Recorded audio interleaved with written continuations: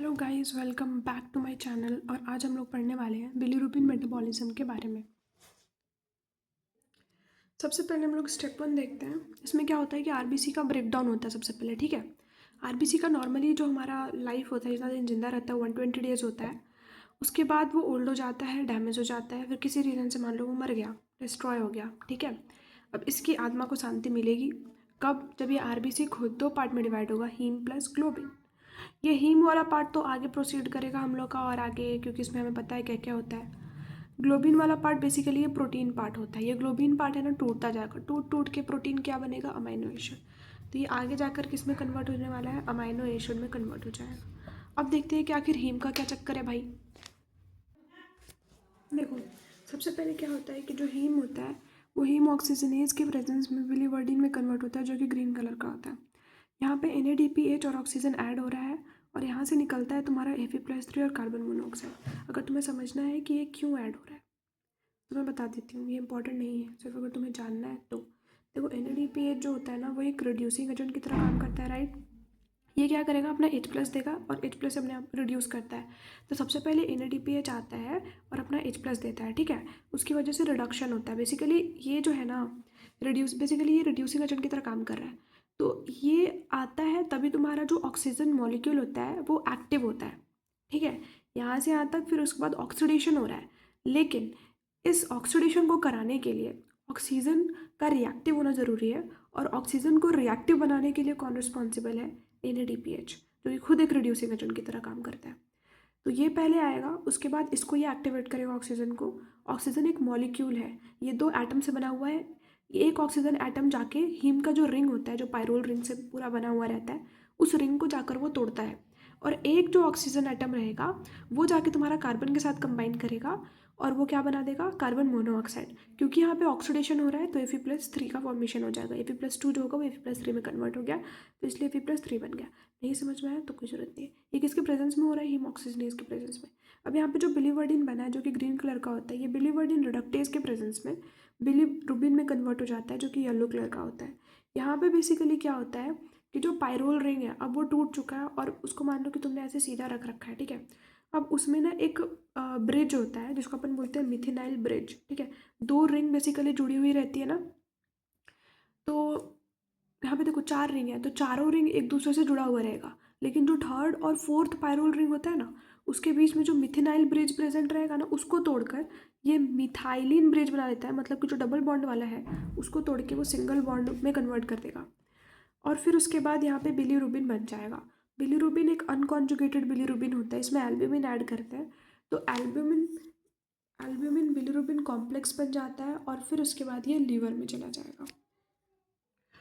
ये जो तुम्हारा है ये हीम रिंग है तुम्हारा, ठीक है।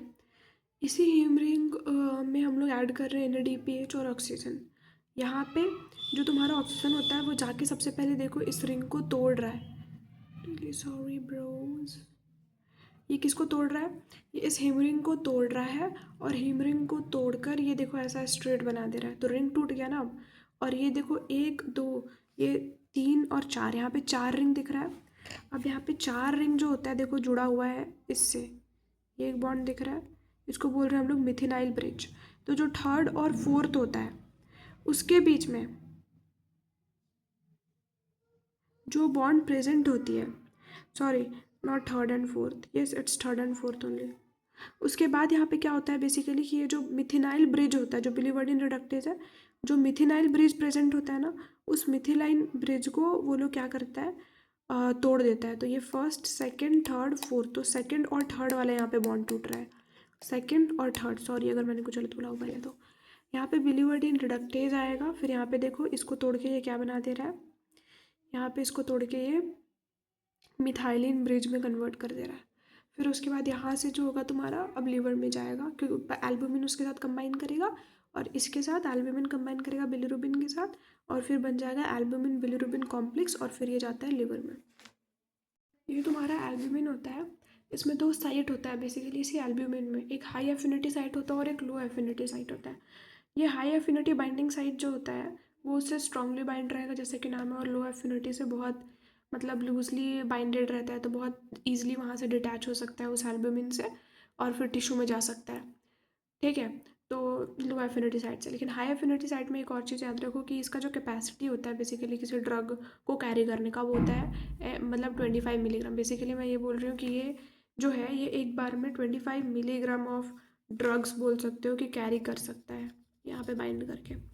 ठीक है, अब हम लोग पढ़ने वाले हैं किस तरीके से मेटाबॉलिज्म हो रहा है बिलिरुबिन का। हम लोगों ने देखा इससे पहले कि बिलिरुबिन कैसे बन रहा था, और फिर एल्ब्यूमिन बिलिरुबिन कॉम्प्लेक्स बना।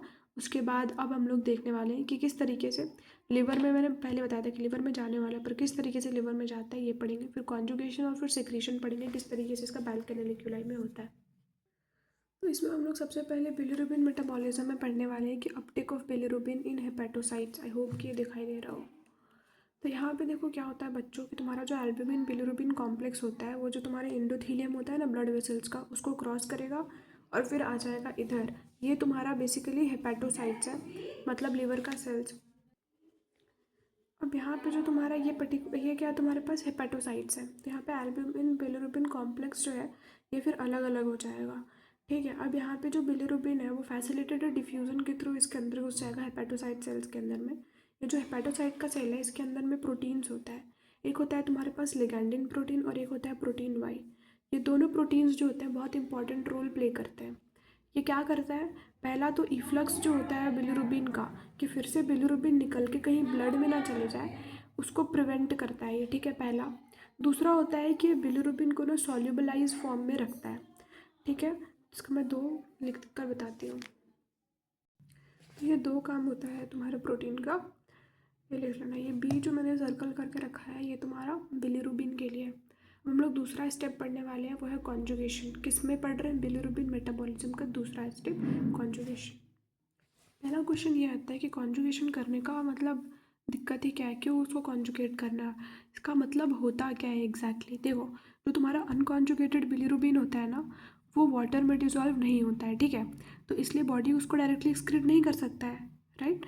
तो इसीलिए जो लिवर होता है वो जो तुम्हारा बिलिरुबिन है जो अभी अनकॉन्जुगेटेड फॉर्म में है उसको एक केमिकल से ऐड करा देता है। उसको कहते हैं हम लोग ग्लूकुरोनिक एसिड। उसके साथ अटैच करा के वो उसको कॉन्जुगेटेड फॉर्म में ला देता है, और फिर उसके बाद हम लोग उसको आराम से जो है बाहर एक्सक्रीट कर सकते हैं, क्योंकि वो वाटर में भी डिजॉल्व हो सकता है। बेसिकली किसी चीज़ का कॉन्जुगेशन ये था कि बिलिरुबिन का कॉन्टेक्स्ट में क्या होता है कॉन्जुगेशन या कॉन्जुगेटेड अनकॉन्जुगेटेड का मतलब। लेकिन इन जनरल कॉन्जुगेशन का मतलब क्या होता है कि किसी चीज़ को किसी दूसरी चीज़ के साथ जोड़कर उसको सेफ और यूजेबल फॉर्म में कन्वर्ट करना। ठीक है, basically what I am saying कि तुमको वैसे भी कोई मतलब तो है नहीं दूसरे चीज़ के कॉन्टेक्स्ट में। जो तुमको अभी बिलिरुबिन समझ में आया जो मैंने बताया, बिलिरुबिन मतलब बिलिरुबिन के कॉन्टेक्स्ट में तुम्हारा कॉन्जुगेशन का मतलब क्या है और अनकॉन्जुगेशन का मतलब क्या है। बेसिकली हम लोगों को क्या करना है, इसको सेफ बनाना है, क्योंकि वो तो डिजॉल्व हो ही नहीं रहा है ना, तो वो एक्सक्रीट नहीं होगा। लेकिन अगर हम लोग इसको कॉन्जुगेट करा देंगे तो वो वाटर में डिजॉल्व हो जाएगा और ईजिली एक्सक्रीट हो सकता है। तो इस कॉन्जुगेशन को हम लोग डिटेल में देखते हैं।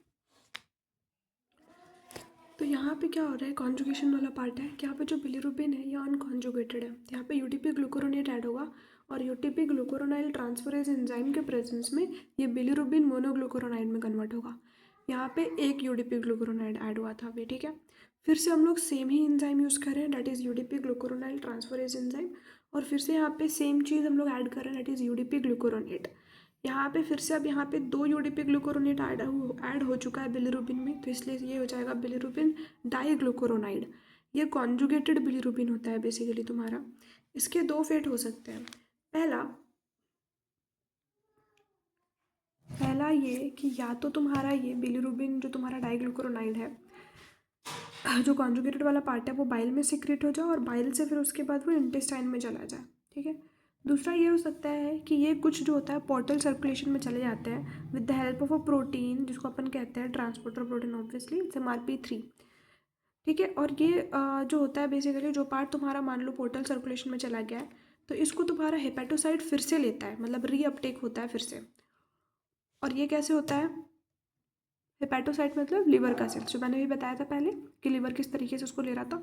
तो ये जब पोर्टल सर्कुलेशन में जाएगा तो लिवर उसको फिर से लेगा और वो लेता है थ्रू ऑर्गेनिक अनायन ट्रांसपोर्टर्स, जैसे OAT प्रोटीन्स कहते हैं हम लोग उसको, जैसे कि OAT1B1 एंड OAT1B3। अगर किसी भी रीज़न की वजह से अगर इनमें म्यूटेशन हो जाता है किसी भी रीज़न की वजह से अगर इन प्रोटीन्स में म्यूटेशन हो जाएगा तो उसकी वजह से एक सिंड्रोम होता है, तो कहते हैं रोटर सिंड्रोम। अब पढ़ने वाले हैं बिलिरुबिन मेटाबॉलिज्म का थर्ड स्टेज। सबसे पहले क्या होता है, सिक्रेशन होता है। इसका कहाँ पे, किसका, कॉन्जुगेटेड बिलिरुबिन हमने बना लिया। इसको हम लोग कहाँ सिक्रेट करना है, बाइल के अंदर में, ठीक है। तो यहाँ पे देखो बाइल में कैसे सिक्रेट हो रहा था और फिर इंटेस्टाइन में मैंने बताया था कैसे कैसे जा रहा था। तो कॉन्जुगेटेड बिलिरुबिन जो होगा ना वो एक्टिव ट्रांसपोर्ट के through by using MRP2 protein, मतलब ये ट्रांसपोर्टर है बेसिकली। MRP2 की मदद से ये बाइल में तुम्हारा चला जाता है, ठीक है। बाइल से फिर ये कहाँ जाएगा, इलियम और कोलोन के अंदर जाएगा। फिर वहाँ से ये कहाँ जाएगा, इलियम और कोलोन में चला जाएगा। इलियम और कोलोन में देखो वहाँ पे ना कुछ कोलोनिक बैक्टीरियाज होते हैं। वो लोग क्या करते हैं, जो तुम्हारा बाइल होता है ना, कॉन्जुगेटेड बिलिरुबिन जो प्रेजेंट होता है ना तुम्हारे बाइल के अंदर में, जो तुम्हारा अब इलियम और कोलोन के अंदर में है, वो उस कॉन्जुगेटेड बिलिरुबिन को ये कोलोनिक बैक्टीरिया कन्वर्ट कर देती हैं यूरोबिलिनोजन में। अब इस यूरोबिलिनोजन के दो भाग्य हो सकते हैं। पहला कि ये तुम्हारा किडनी के साइड में चला जाए और फिर वहाँ पे यूरोबिलिन बन जाए, यूरोबिलिन, और यूरोबिलिन बनने के बाद वो यूरिन की फॉर्म में एक्सक्रीट हो जाए जो कि येलो कलर का होता है। या तो ये यूरोबिलिनोजन जो है वो स्टर्कोबिलिजन में कन्वर्ट हो जाए और फिर उसके बाद वो फीसेस बन जाए। मतलब तुम समझ रहे हो कि या तो वो यूरिन के थ्रू बाहर आ सकता है या तो वो फीसेस के थ्रू बाहर आ सकता है, ठीक है। तो दो चीज़ें बन सकती हैं यूरोबिलिनोजन से, या तो स्टर्कोबिलिनोजन या तो यूरोबिलिन। यूरोबिलिन बना तो यूरिन के थ्रू बाहर आएगा।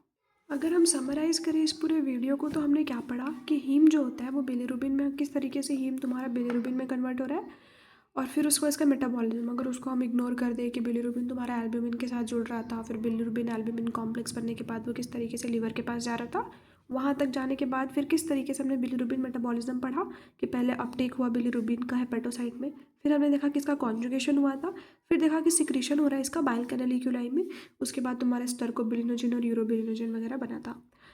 तो ये था तुम्हारा आज का वीडियो। अगर तुम्हें समझ में आया हो पूरा तो लाइक करो, शेयर करो, सब्सक्राइब करो और कमेंट करना मत भूलना।